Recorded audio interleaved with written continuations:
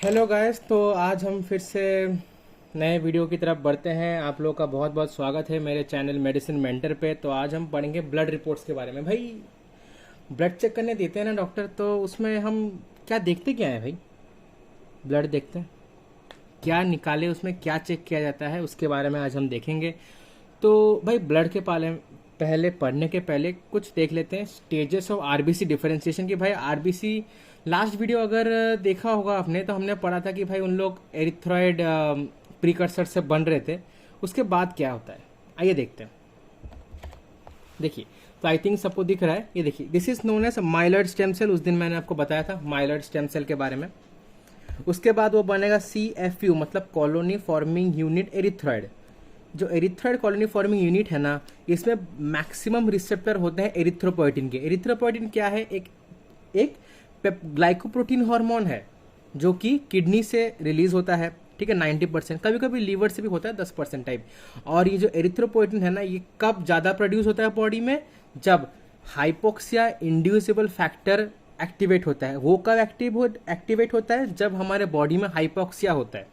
Hypoxia मतलब lack of oxygen. ठीक है, तो CFU एरिथ्रॉइड के बाद एरिथ्रोब्लास्ट बनेगा। उसको क्या बोलते हैं ना? प्रोनॉर्मोब्लास्ट। नॉर्मोब्लास्ट बनने के पहले प्रोनॉर्मोब्लास्ट बनता है। इसमें क्या होता है ना, हेमोग्लोबिन जो होता है फर्स्ट अपेयर होता है, लेकिन दिखेगा नहीं।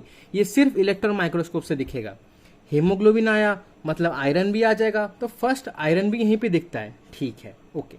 सो सिक्रीट एरिथ्रोफेरॉन बोल के एक चीज होती है, एक टाइप का हार्मोन है। हार्मोन भी बोल सकते हैं, केमिकल बोल सकते हैं। एरिथ्रोफेरॉन ये क्या करता है ना, हेप्सिडिन को डिक्रीज करता है। हेप्सिडिन क्या है भाई?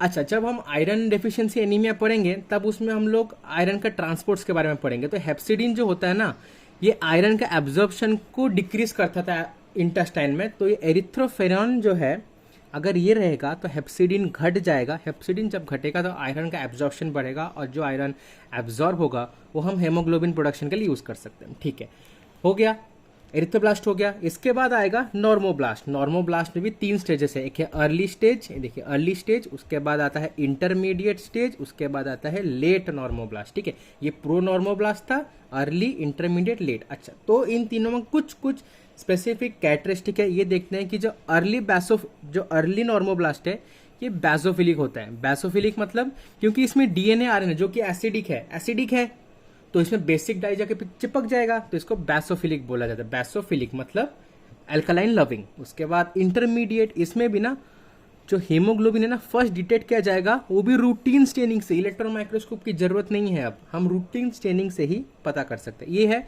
पॉलीक्रोमेटिक। ना, अब पॉलीक्रोमेटिक क्या है भैया? मतलब नाइट ना ही ये पूरा फुल एसिडिक है, ना ही ये फुल बेसिक है। ये कुछ मिडिल में कलर दिखेगा इसका। ठीक है, कुछ रेड और कुछ ब्लू।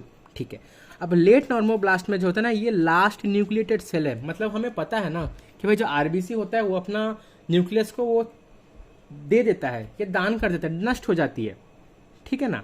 तो उसके बाद ये ऑर्थोक्रोमेटिक बन जाएगा। मैक्सिमम इसमें क्या होगा ना, डीएनए तो फुल खत्म, डीएनए तो है ही नहीं, पूरा तो दे चुका, लास्ट न्यूक्लिएटेड सेल था, न्यूक्लियस खत्म, तो डीएनए की इस बात की, डीएनए भी गॉन।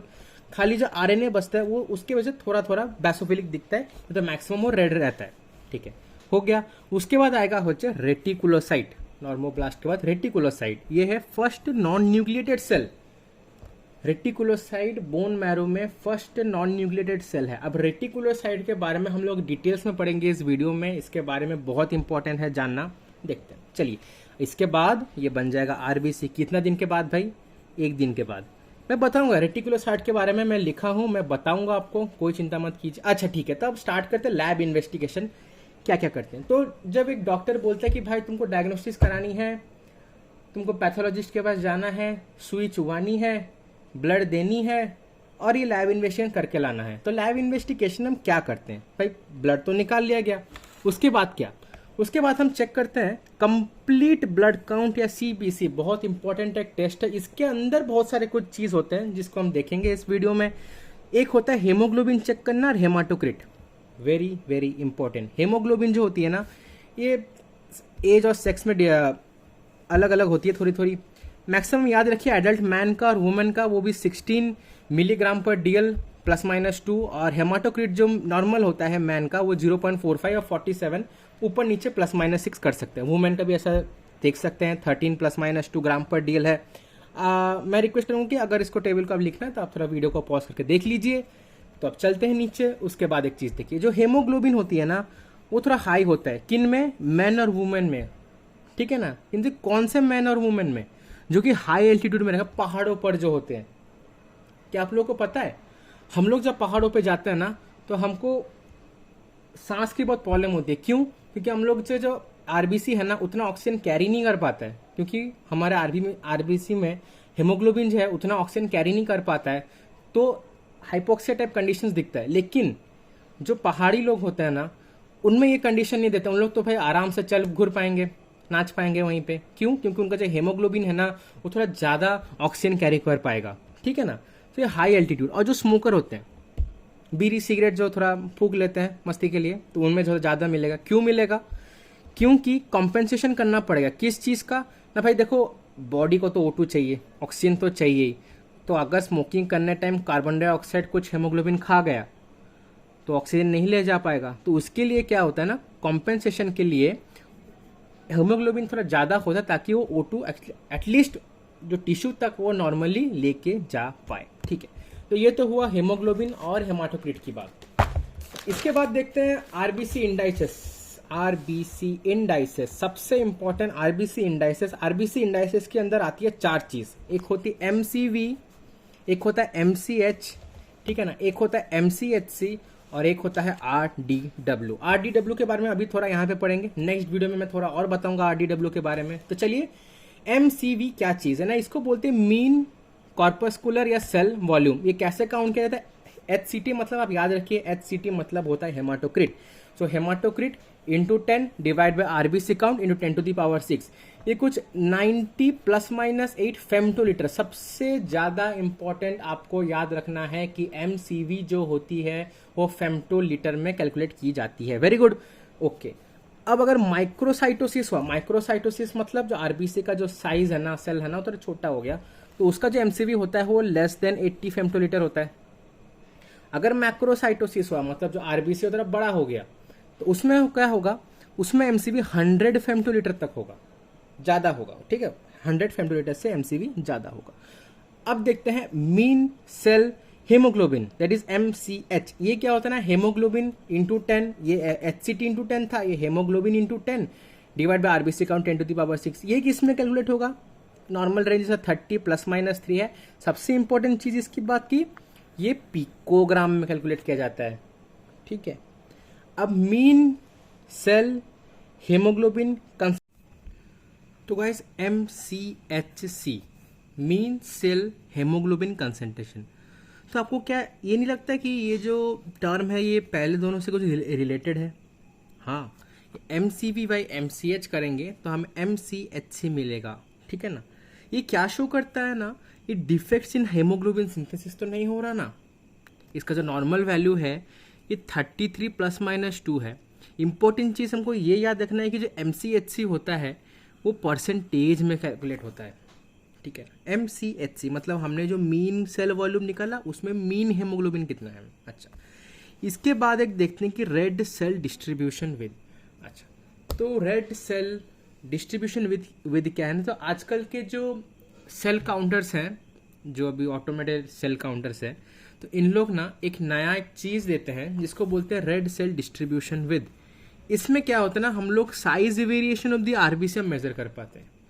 तो क्या आपको पता है कि जो आरबीसी का जो मीन साइज है वो कुछ 7 से 8 माइक्रोमीटर का होता है भाई।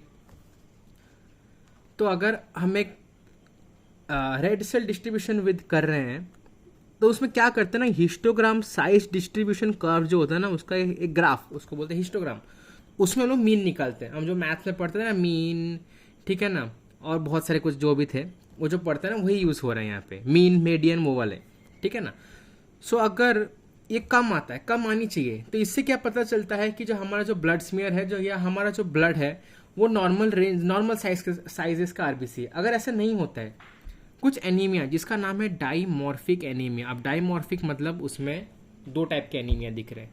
एक तो दिख रहा है आयरन डेफिशिएंसी के वजह से माइक्रोसाइटोसिस दिख रहा है, साथ ही साथ फॉलेट डेफिशिएंसी के वजह से मेगासाइटोसिस दिख रहे हैं, तो दोनों एनीमिया एक साथ दिख रहे हैं। तो वो कैसे, उसमें अगर करेंगे ना तो उसमें वाइड वेरिएशन ऑफ आरबीसी आएगा। कुछ तो आएंगे 7 माइक्रोमीटर के जो आरबीसी उससे कम, कुछ तो आएंगे जो कि 8 माइक्रोमीटर से आरबीसी साइज से ज़्यादा। तो उसमें ना जो आरडीडब्ल्यू ज़्यादा आएगा, तो large variation of RBC in cell size. उसमें बाद उसके मैंने बताया आपको, हमने वहाँ से एनीमिया भी निकाल सकते हैं कि एनीमिया है कि नहीं है। तो ये बात है। रेड सेल डिस्ट्रीब्यूशन विथ के बारे में मैं नेक्स्ट वीडियो में आपको थोड़ा सा और बताऊंगा डिटेल्स। अब हम चलते हैं इस वीडियो का सबसे एक इंपॉर्टेंट पार्ट, जिसका नाम है रेटिकुलोसाइट काउंट। अब रेटिकुलोसाइट काउंट क्या है? रेटिकुलोसाइट जो है ना, ये मैच्योर आरबीसी का जस्ट प्रिकर्सर है। मैंने आपको दिखाया कि डेवलपमेंट ऑफ आरबीसी में कि रेटिकुलोसाइट बनेगा, उसके बाद आरबीसी बनेगी। तो आरबीसी जो है फर्स्ट नॉन न्यूक्लिएटेड सेल है, released from the bone marrow into circulation. Bone marrow से सर्कुलेशन, मैंने एक वीडियो बनाया था, अगर आपने देखा होगा, बोन मैरो एनवायरनमेंट के बारे में, कैसे हेमाटोपोएटिक स्टेम सेल जो है ये डेवलप डिफरेंशिएट करके साइनोसॉइड से इन लोग पेरिफेरल सर्कुलेशन में आ जाते हैं। ठीक है, इन लोग जो रेटिकुलोसाइट है ना, वो 1 डे लेगा टू मैच्योर इनटू आरबीसी। अब रेटिकुलोसाइट में सब पर्टिकुलर क्या चीज़ है, उसमें ना कुछ रेसिडुअल आरएनए बच जाती है। अब ये रेसिडुअल आरएनए जो है 1 दिन के अंदर वो बाहर निकल जाती है आरबीसी से, और वो मैच्योर आरबीसी बन जाती है। तो भाई अब रेटिकुलोसाइट को देखे कैसे? अब इसका प्रॉब्लम ये है कि जब नॉर्मल स्टेन यूज करते हैं, जिसका नाम है हेमाटोक्सिलिन इओसिन, नहीं तो राइट जेम्सा स्टेन, उससे तो भाई स्टेन नहीं होगा। तो भाई अब क्या करें? तो इसके लिए आता है एक स्पेशल सेल स्टेन जिसका नाम है सुप्रावाइटल डाई। इसका मैं 2 एग्जाम्पल में भी लिखा है, न्यू मिथिलिन ब्लू या ब्रिलियन क्रेसी ब्लू। सबसे ज़्यादा हम लोग यूज़ करते हैं न्यू मिथिलिन ब्लू। ये क्या करता है ना, जो सेल होगा उसमें blue black spots in the cells दिखा देगा। तो फ्रेंड्स, नेक्स्ट वीडियो मेरा पेरिफेरल ब्लड स्मीयर के ऊपर आने वाला है, तो उसमें मैं रेटिकुलोसाइट कैसे दिखता है मैं आपको दिखाऊंगा, समझाऊंगा भी। ठीक है ना, तो आप नेक्स्ट वीडियो को भी जरूर देखिएगा। अच्छा, चलते हैं। सो इससे जो स्टेन है ना, ये रेसिडुअल आरएनए को स्टेन करता है। ये कुछ ऐसा दिखता है, मैं अभी एक छोटा सा डायग्राम में ऐसा ऐसा ऐसा ऐसा जो डीएनए आरएनए जो रेसिडुअल है ऐसा दिखता है, वो blue colour, deep blue colour होती है ये। ठीक है, नॉर्मली रेटिकुलोसाइट जो है 1 से 2% हमारे पेरिफेरल ब्लड स्मीयर में मिलेंगे ही मिलेंगे। ठीक है ना। अब जो रेटिकुलोसाइट काउंट करनी क्यों है भाई? तो इसमें हम लोग जो बोन मैरो का रेस्पॉन्स है टू किसको, एनीमिया को, कितना ज़्यादा है ये हम निकाल सकेंगे। अगर देखो कि अगर बोन मैरो खराब नहीं हुआ है और किसी रीजन की वजह से एनीमिया हो रहा है, जैसे कि बहुत सारा ब्लड लॉस हो गया उसकी वजह से एनीमिया हुआ, तो उसमें मतलब बोन मैरो रिस्पॉन्स कैसा है, या एनीमिया हुआ और उसमें मैरो रिस्पॉन्स दिख नहीं रहा है, तो एक डिफरेंट टाइप का एनीमिया है। मैं एनीमिया के ऊपर एक फुल प्लेलिस्ट बनाऊंगा भाई लोग, तो डोंट वरी, आप प्लीज़ मेरे चैनल को देखते रहिए, फॉलो करते रहिए। अगर अच्छा लगा तो सब्सक्राइब भी कीजिए और चलते रहिए। तो रेटिकुलोसाइट को काउंट कैसे करें? नंबर ऑफ रेटिक्स कितने हैं भाई? 1000 आरबीसी इंटू 100। तो इसका जो रेंज है ये 0.1 से 1.5% तक परसेंटेज तक होता है। ये याद रखना है कि ये परसेंटेज में काउंट होता है। रेटिकुलोसाइट एक बहुत इंपॉर्टेंट चीज़ है एनीमिया का डिटर्मिनेशन में, तो इसको बहुत ध्यान से सुनिएगा, रेटिकुलोसाइट का परसेंटेज। अब इसके बाद क्या है ना, एक होता है एब्सोल्यूट, ये देखिए रेंज 0.5 से 1.5, और ये 50,000 माइक्रोलीटर तक पर माइक्रोलीटर में भी होता है। एक होता है एब्सोल्यूट रेटिकुलोसाइट काउंट, ARC। इसमें क्या करता है, नंबर ऑफ रेटिक्स कितने हैं 1 mm ऑफ ब्लड क्यूब में कितने हैं।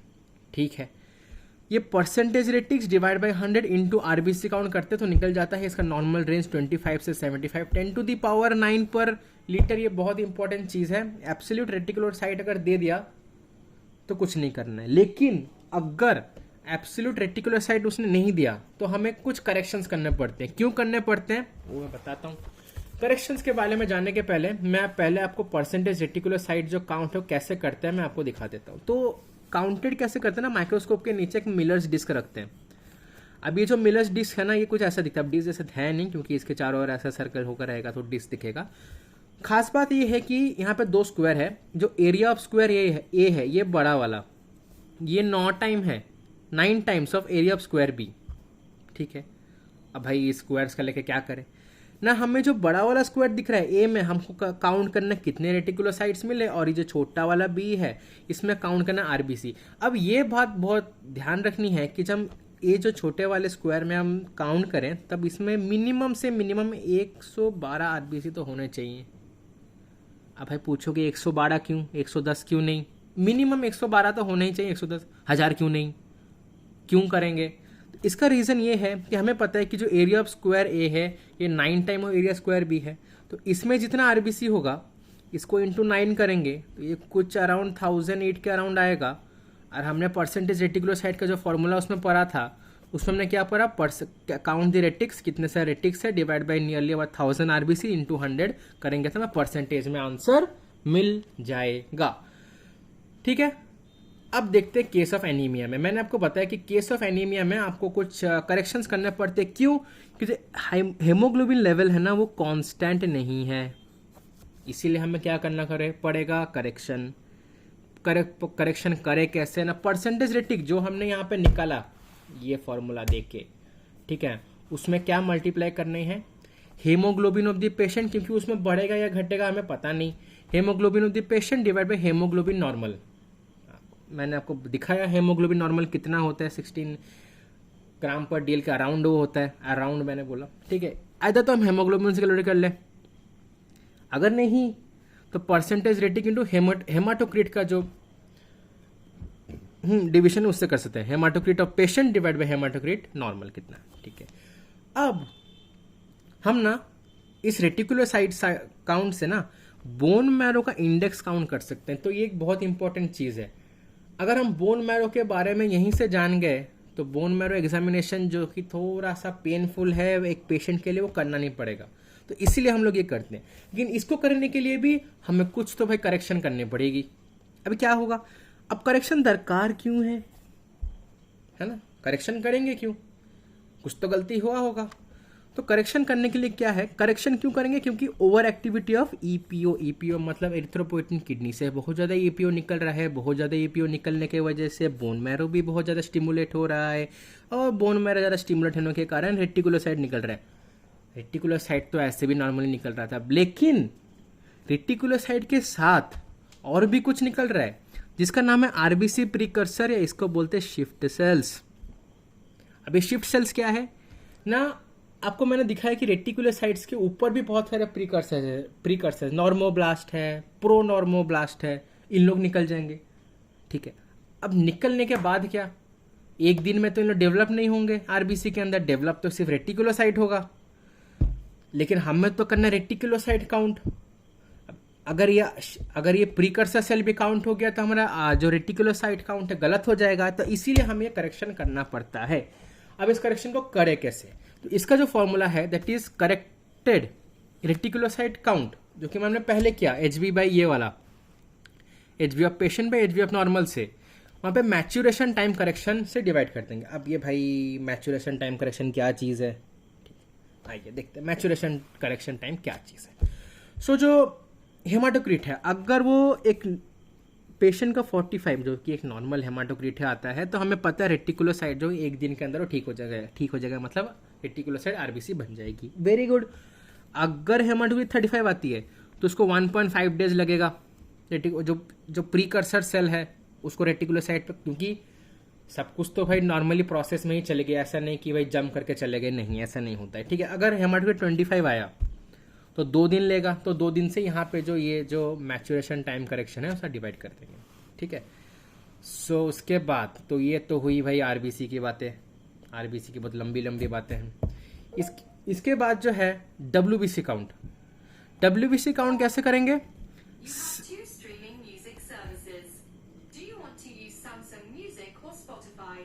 नहीं बिग्स भी तुम चुप रहो। ठीक है, तो हम जो डब्ल्यूबीसी काउंट करेंगे वो हम कैसे करेंगे, न्यूबर्स चैम्बर से। न्यूबर्स चैम्बर भाई बहुत डिफिकल्ट चीज़ है, ठीक है ना, फट जाता है करने में, कोई बात नहीं, आजकल तो मशीन्स हो गए हैं, इतना भी डिफिकल्ट नहीं है कुछ।